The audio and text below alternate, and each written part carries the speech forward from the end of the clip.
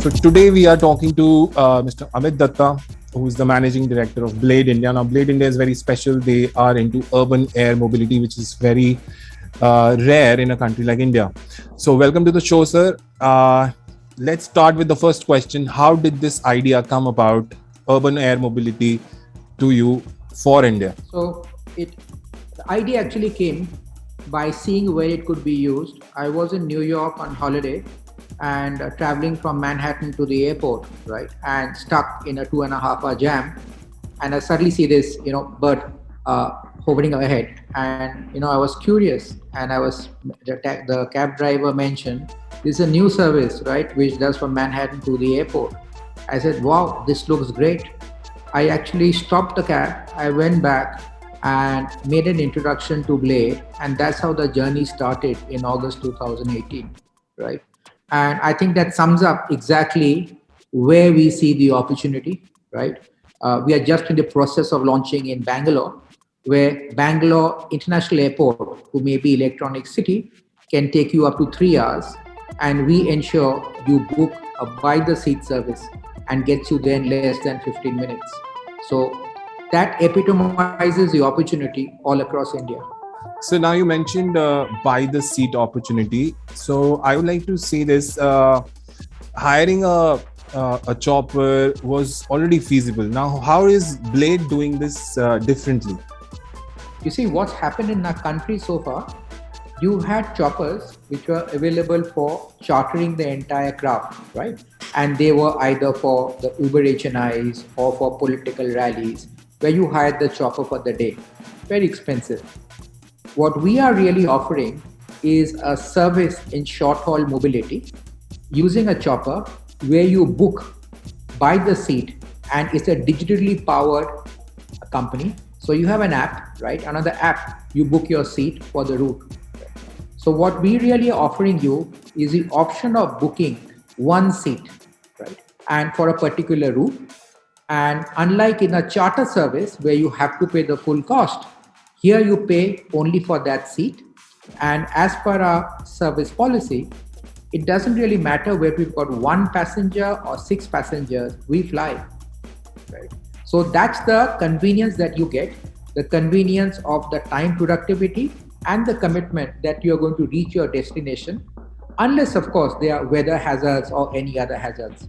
That's what we are really pioneering here in India. So now this sounds like a great idea. So since inception of Blade India, what is the kind of traction you've got, and where all are you present right now, and what are your expansion plans for this service?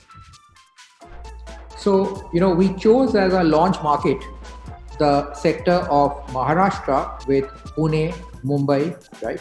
2 of the most densely populated cities globally, and added on another leg of Shirdi. So that was a launch market. And we started commercial services in November 2019, right? We didn't spend a single rupee on any marketing, right? We used our own alliances like the EO, YPO, members of, other banks, right, who came forward to try our services. And out of a capacity of 5 passengers per flight, the average was 4.1 out of 5 is what we flew. Importantly, we had close to 64% of repeat purchase rate. And the demand from passengers was, why do you sell me one ticket? Why don't you send me a coupon booklet? So we started by doing a coupon booklet of 30 tickets. And what I think is really changing is the adoption of using helicopters as a short-haul aviation option. So our flyers are giving up using their cars and saying, why will I waste this 5.5 hours coming from a Pune to Bombay, right? I now get onto the chopper and I reach my destination in time, and it's now become the preferred mode of transport. You see that repeat purchase rate in which consumers are not trying this on an impulse, but are adopting this as an alternative travel mode is what is the most heartening.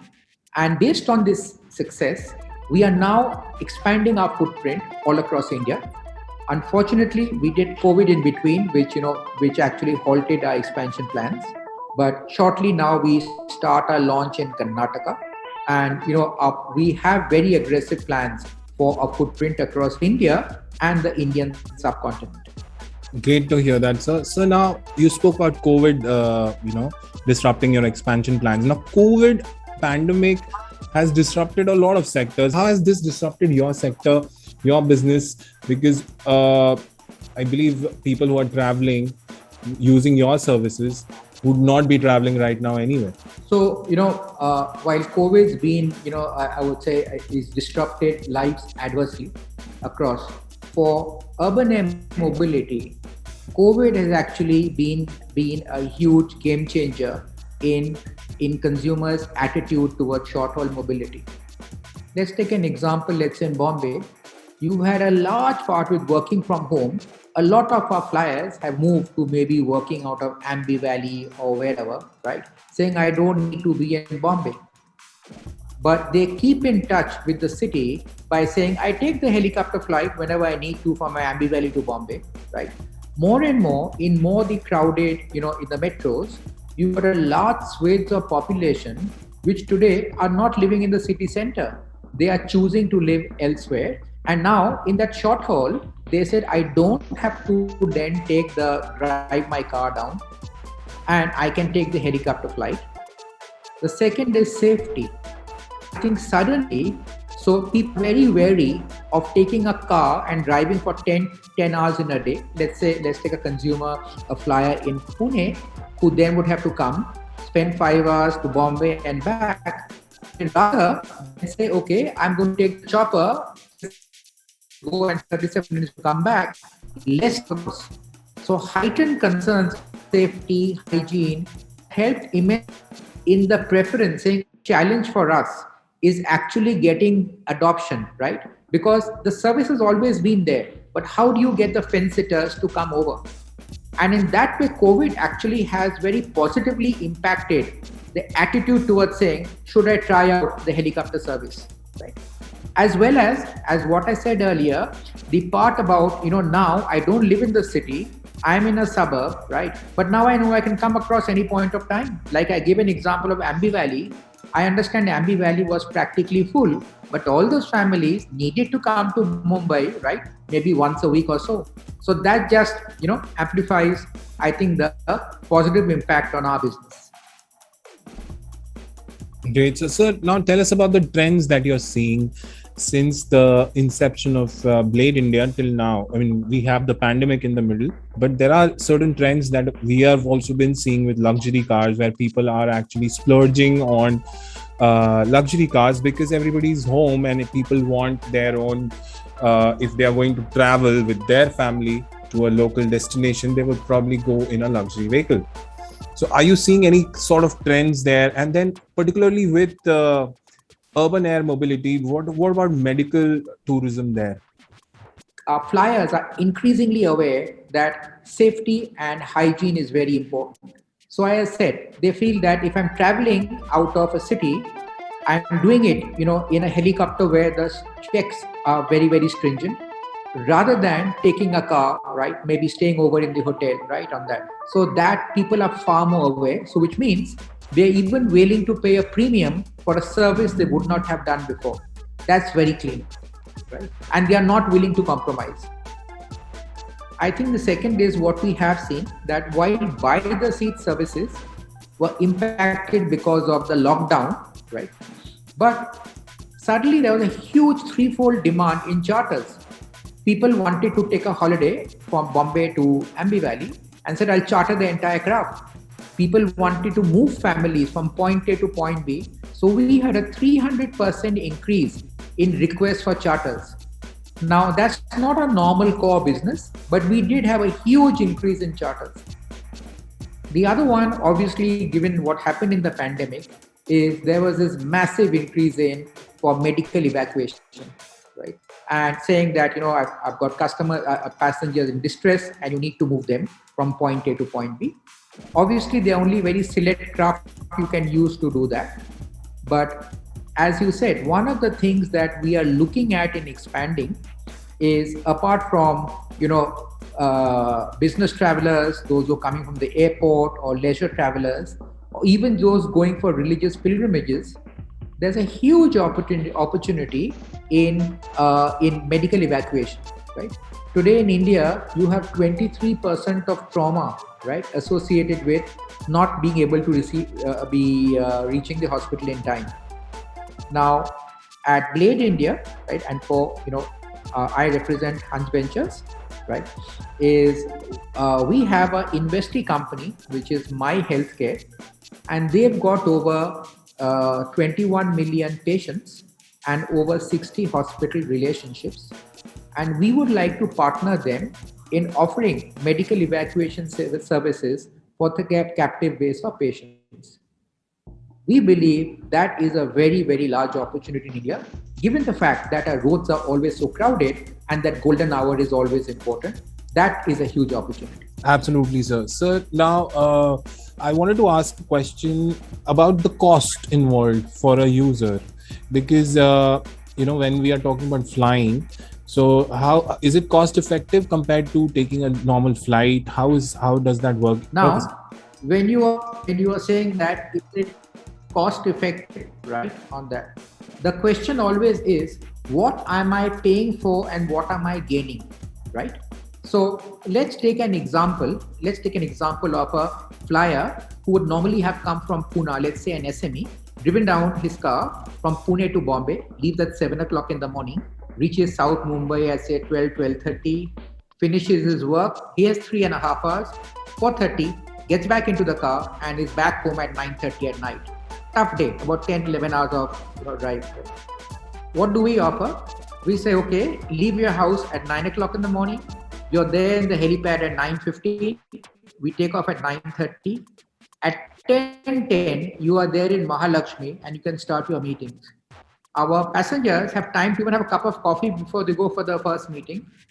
They have the entire day, and then they finish their work at 4 o'clock. 4:15, they're back in the helipad, and then back home at 5:30 for a cup of tea with the family. How do you value the productivity and the convenience, right?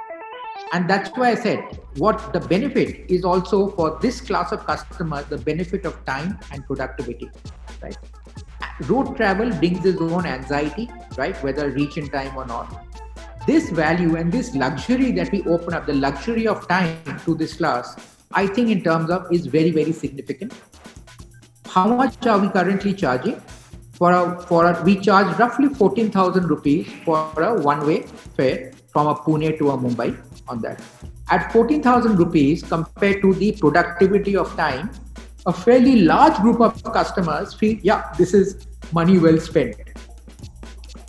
Let me add that at these current rates, as we gain scale, we will be able to significantly improve our, let's say, the ticket fares that we have today, right, on that. But will it become mass transit immediately? No, it won't. But just like you're seeing in ground mobility, there is a huge disruption underway. The disruption is the change from traditional helicopters to electric craft. Electric craft are much less expensive, less noisy, no carbon footprint. Today, globally, there's over $5 billion of investment being spent on electric craft. Right? And the next 3 to 5 years, you will have the flying taxis available. Right?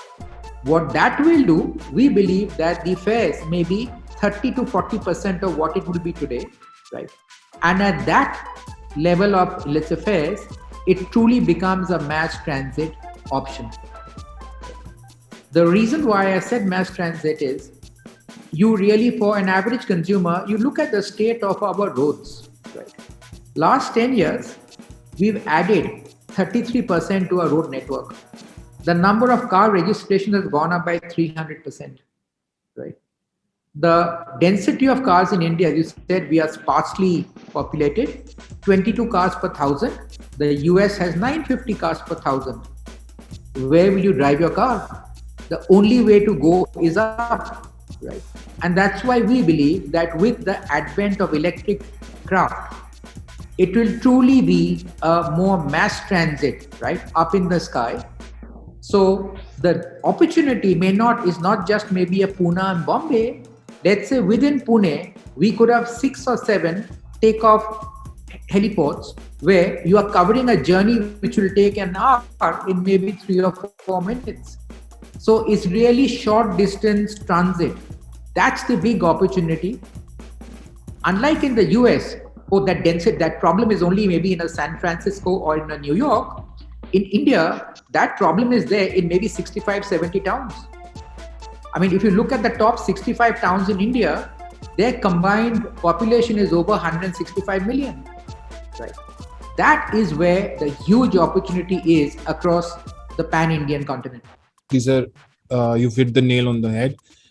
Tier 2, tier 3 cities are also growing very heavily, and the need for a quicker transportation there is also very important because the infrastructure is also lacking there. So now this urban air mobility is a new phenomena in India, at least relatively new. So there must be some policy change issues here. So what is your what do you want from the government to change the policy in such a way to make this urban air mobility a thing which everybody can absorb and everybody can use? So as we have been discussing with the regulatory authorities, right, I think there is huge cooperation and support from the relevant departments in recognizing that if India has to become a 5 trillion economy, we have no way but to modernize our cities, and the urban air mobility ecosystem needs to be developed. You see, it's not just the craft, it is the lounges, is the entire support. So it's the entire ecosystem that needs to be developed, right? And I think there, you see, a lot of our rules and regulations were around traditional helicopters and fairly archaic. There is a lot of work underway in which even the regulatory authorities have asked us to show what's happening in the more developed countries, right? And saying, how do we amend some of our policies in line with what is happening internationally, right? So I think there's been very, very active support and help. But you're right. It's not just, can I construct more roads, right? Today, you'll have to create that entire ecosystem, right? Earlier, you'll have a fueling station. Tomorrow, you'll need a charging station. So it is far more disruptive change that's taking place. But it's not just the regulatory authorities. A lot of state governments who've approached us have suddenly seen the need for urban air mobility on being very transformational in the state's economy. As an example, tourism. So we are currently in discussions with the government of Karnataka, where recognizing the immense potential in tourism, right? We are working together, and they are saying, what could we do to improve tourism services? One of the challenges, India today has got immense natural beauty, right? The challenge is last mile connectivity, right? A lot of our pilgrimages, tourist places have got circuiting roads, difficult to reach. But as the crow flies, a short distance, right? Today, an example in Bihar, you've got so many tourists who come from Asian countries for Bodh Gaya, right? So you could use a lot of helicopter tourism in transforming the face of tourism in India, right? And that's where it's of immediate benefit, right, to the nation and to the states. Currently you have helicopters as a form factor in Blade India. Are you looking at any other form factors in the future? You've recently collaborated with Airbus also. Could you tell us a little bit about that collaboration? We are in the business of short haul aviation, right? On that and it so happens that helicopters is the technology appropriate today for short haul aviation. But that's changing.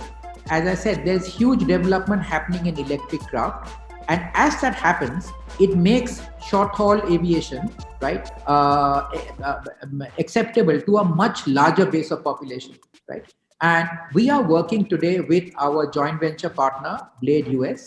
They are in active discussions with a number of players, right, in electric craft. In fact, they've already worked with, I think, Beta Technologies and Whisk to use their craft. They are also helping get some of this electric craft accreditation from FAA. So what we are very sure that we will be first of the block in working with some of the leading electric craft manufacturers in deploying them in India, right? So that, as I talked about, truly move towards democratization in skies in the short haul aviation area. So when you started back in 2018, 2019, how difficult was it to actually approach people that there is one seat available for a short haul flight, and it is there, it is real? And how did you convince people? How did you get your first customers? How did you get the whole marketing involved in this? The mindset has been expensive. I have to hire the helicopter. I don't know how safe it is, right? And that's what I said is we never went and did paid marketing to say, okay, we are out. Right? What we did work with a lot of our partners, right? Whether it is a YPO, the EO, customers of the high-end credit card issuers, right? And we went to their customers and saying, look, this is the convenience of time that we offer. This is the luxury of time. And you have the first early adopters coming in. Now, what happens in these circles is once a group of flyers come and like your service and this is great, the word very quickly spreads. So, it's not a very large ocean. Within that pond, the ripples ensure that everybody gets news about it. I'll give an example about in Pune, when we started the service. Pune is not that large a city, but everybody got to know, saying, wow, this service has started. And that's where we co-created this concept of these, 30 ticket coupons, right? Based on a demand from a customer group, right? So I would say, yes, this was a pilot launch and that it was not that difficult. I'm sure as we scale up, right, on that, it will mean a much larger base of flyers, right? I think it will come, yes, there is a need for awareness, right? And you can do awareness by also, showcasing us as being a very safe service. And that's what we talk about in a lot of our individual sessions. So safety is a very important piece for us. The safety committee in India is headed by the second in command of the Indian Air Force, retired Air Marshal Bhatia. And standards of safety that we deploy are fairly stringent, right?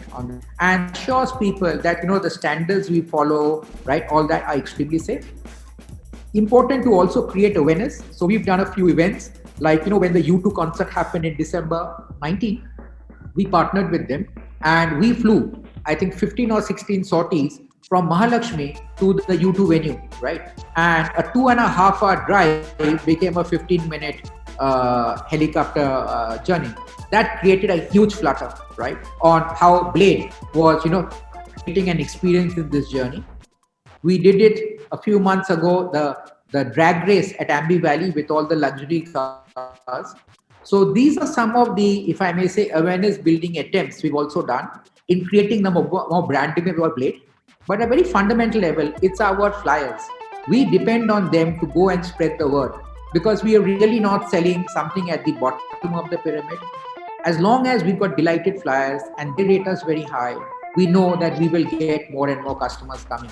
And that's why there is phenomenal amount of detail in ensuring we get that experience right.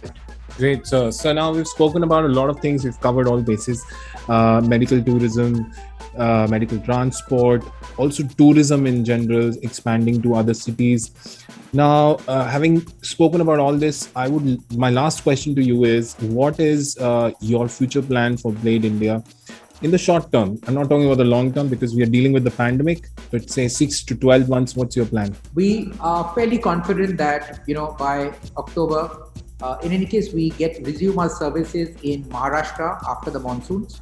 We're also looking at starting Maharashtra, Karnataka, by middle of October. I think in the next 12 months, in addition to Maharashtra, we would have another 3 or 4 states which we will cover. You see, for us, it's not just launching an operation in another. When we set up in a state, we establish a lounge. We work with a lot of partners. An example is in Maharashtra, we worked with a few of the luxury car manufacturers like BMW and Audi, who've been doing a complimentary drive to the heliport for our customers, right? So setting up that entire ecosystem, like in Bangalore, as an example, we are talking to a few international airlines who may, for their customers, want to package the drive back to the city center with their tickets, right? We are talking to some of the more reputed hotel chains in Kurk and Kabini who may want to package their stays along with the helicopter service. Right? So, Mr. Datta, that was a great conversation. We got to know about a lot in terms of urban air mobility and what actually Blade India is doing about this. So, we wish you all the best to get through the pandemic and launch at more new places. We also look forward to actually experiencing the Blade India experience someday in the future. All the best, sir. Thank you for talking to us. Thank you. Thank you.